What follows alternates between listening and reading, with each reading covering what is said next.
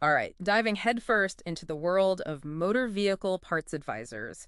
You've sent over some seriously interesting stuff about this career, and well, frankly, I'm ready to get my hands greasy and figure out what this job really entails, beyond just, grabbing parts off dusty shelves. Sounds like you're ready to become a mechanic, which is fantastic. We'll absolutely be exploring not just the surface level job description, but those nitty-gritty day-to-day realities. We'll uncover those unexpected skills that really set someone apart in this job.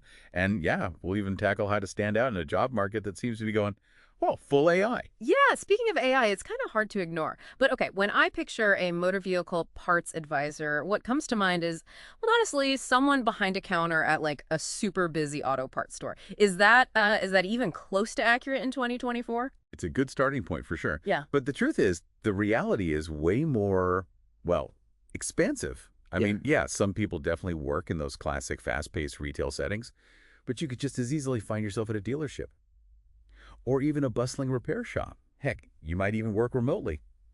This industry is changing fast. Wait, working remotely, no, that's not something you hear every day. Is So we're it? talking online orders, like advising on parts from your home office? You got it. Yeah. The industry is really embracing technology in some, well, some pretty amazing ways. Like take 3D printed parts, for instance. Those are becoming more and more common. And a good parts advisor needs to be in the know about, well, about their applications, sourcing, Really? you name it. Wow. Okay, that's a game changer.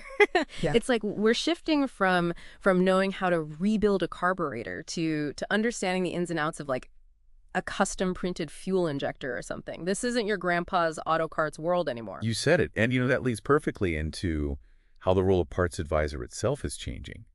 Those sources you sent from RoleCatcher actually do a great job of, breaking down that career trajectory, Yep. entry-level junior, intermediate senior.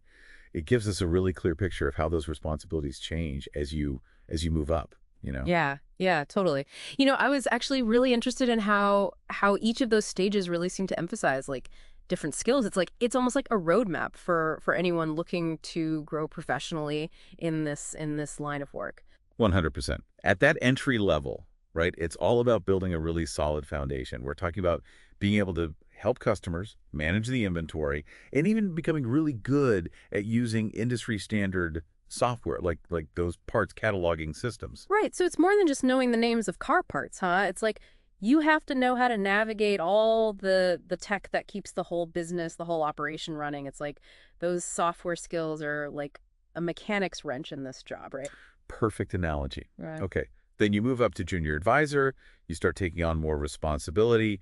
We're talking handling those supplier orders, figuring out how to resolve customer complaints, even, showing the ropes to newer staff. You're not just learning the ropes anymore, you're teaching other people how to use them.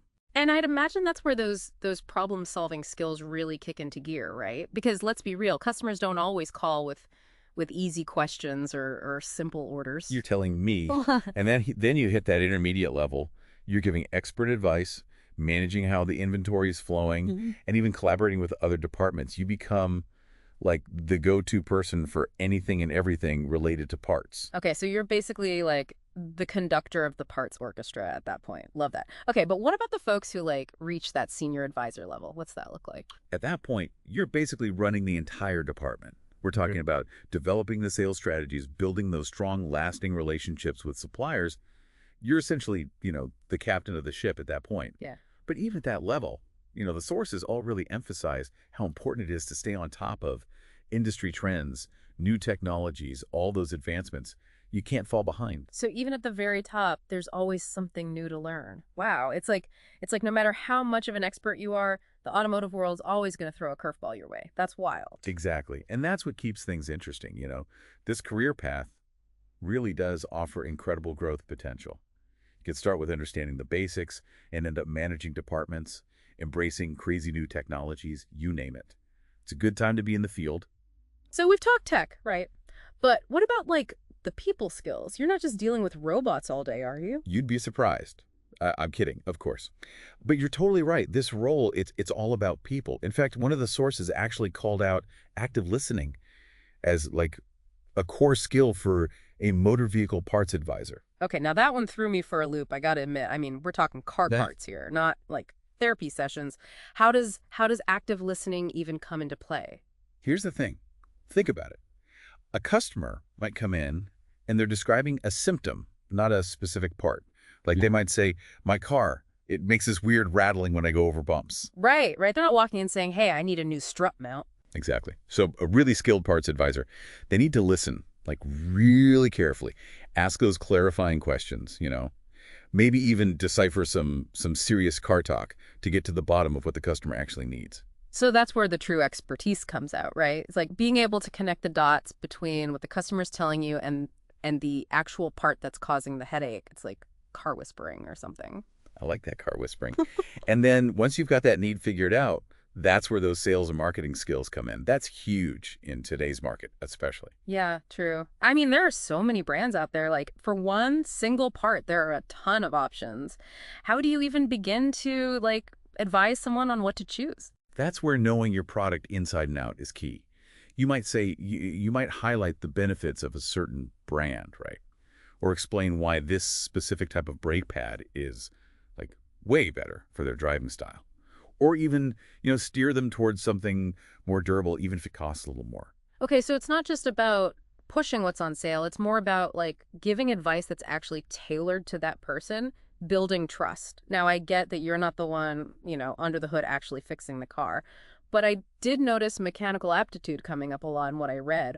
Why is that so important if you're not the one actually turning the wrenches? Because you really do need a good understanding of how all those parts work together as a system. That's crucial for giving advice that's, accurate. It's not enough to just know the name. You got to know how it interacts with everything else. Okay, I get that, but can you give me an example? Like, how would that mechanical know-how actually play out, in the real world? Sure. Let's say someone needs a new alternator, Yeah. right? Pretty common. But they also mentioned that their headlights have been dimming. So a parts advisor with that mechanical knowledge, they'd be able to recognize that, hey, those symptoms could mean there's a weak battery too. And they might suggest getting the battery tested, and boom, potentially save that customer another headache down the line. That's such a good example. It's like preventative maintenance, but for your car. That's Yeah. wild. You're not just dealing with the problem at hand, you're thinking ahead. That's incredible. And honestly, that kind of service, that's what builds loyalty. That's what sets a great parts advisor apart. It's about going above and beyond, not just filling an order, but being a resource, a problem solver that people can rely on.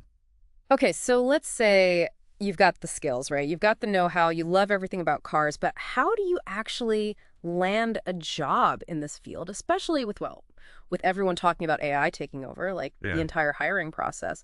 It's a little intimidating. Oh, absolutely. That's a great question because, the job hunt has become, it's a whole high-tech thing now. The stuff you sent over from RoleCatcher, it really opened my eyes to just how much AI is shaking things up when it comes to recruiting and hiring. Yeah, and some of it was honestly a little, I don't know, intimidating, to be honest. Like, it's almost like you're up against, robots just to get your foot in the door. It can definitely feel that way. But here's the thing, right? Technology, it's a tool. And like any tool, you can learn to use it to your advantage. You just got to know how to work it. Okay, so how do you do that? How do you even begin to, like, navigate this whole new world of, like, algorithms deciding who gets seen and who doesn't? It all starts with understanding how the game works, right? Uh-huh. So those applicant tracking systems, those AI-powered tools they're using to screen people, they're looking for specific things. Like Right. they want to see keyword skills that match up perfectly with what's in the job description. It's all about making it easy for the system to pick you.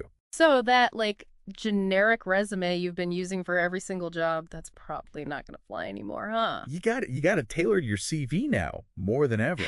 It's like each application needs to be its own, like, custom job. Highlight the skills, the experience that matches what they're looking for. Don't be afraid to brag a little. Okay, but that sounds like it could take forever. But I guess that's where, like, the tools you mentioned come in, right? Like RoleCatcher, their AI resume thing. That seems like it could be really helpful. Right. It's like having a secret weapon. Uh, Seriously. It looks at your resume, compares it to the job you want, and it tells you, hey, you're missing this or this needs work. It's great. so you can, like, basically pre-screen your own stuff before you even send it off to the robot recruiters.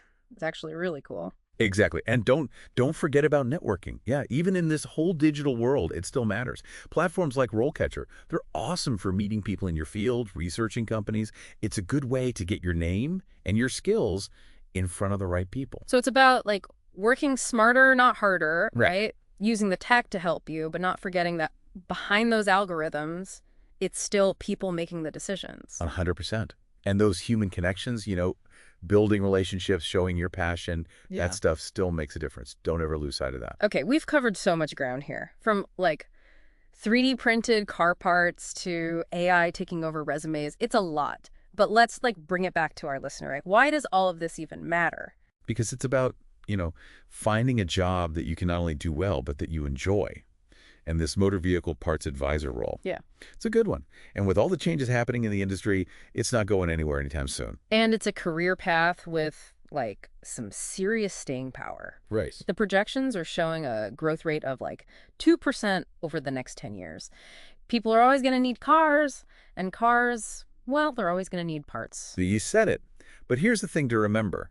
Even with all the automation, it's those people skills.